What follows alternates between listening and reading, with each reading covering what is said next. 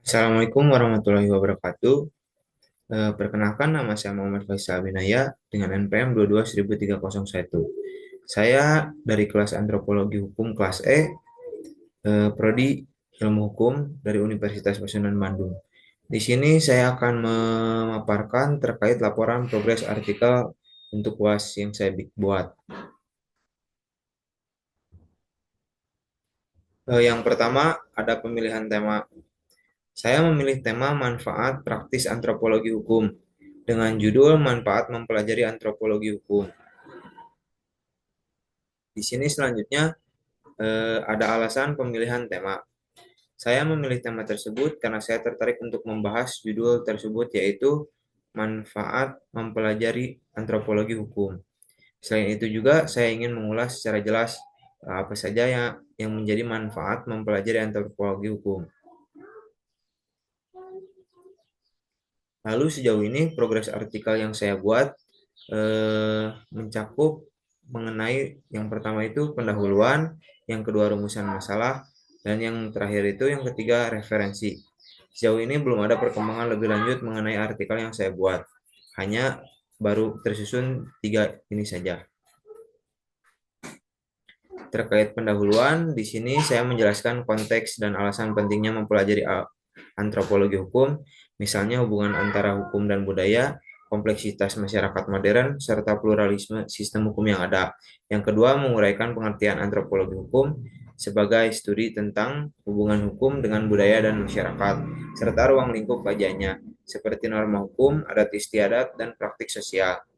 Menggambarkan permasalahan yang muncul dalam penerapan hukum di masyarakat multikultural seperti konflik antara hukum negara dan hukum adat, serta keseimbangan antara hukum tertulis dan praktik sosial.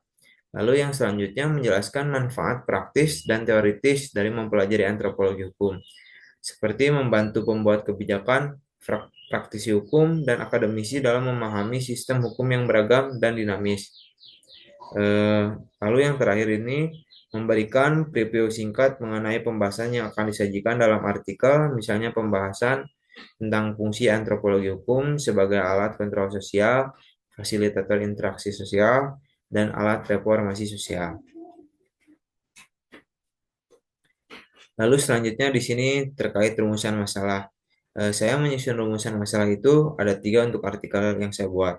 Yang pertama itu apa itu antropologi hukum? Di sini saya akan dalam pembahasannya akan membahas mengenai pengertian dari antropologi hukum.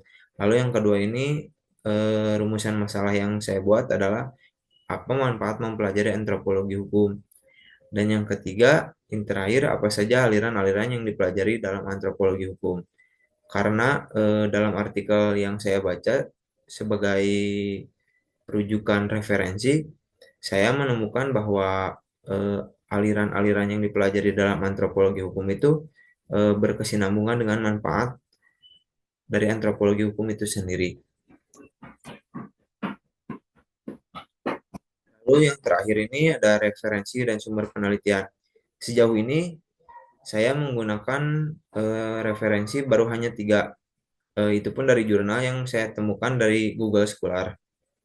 Mungkin selanjutnya di dalam penelitian ini untuk mencari bahan-bahan sebagai referensi artikel, saya akan menemukan jurnal-jurnal lain atau buku-buku lain sebagai sumber referensi saya. Tapi sejauh ini saya baru menemukan tiga sumber dari jurnal tersebut. Yang pertama ini ada Bahri AP dengan judul Manfaat Antropologi Hukum dari Kacamata Penstudi Hukum.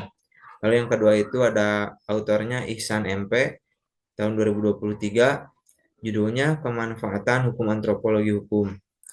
Lalu yang terakhir ini Prasetyo B 2022 dengan judul Manfaat Mempelajari Aliran Antropologi Hukum.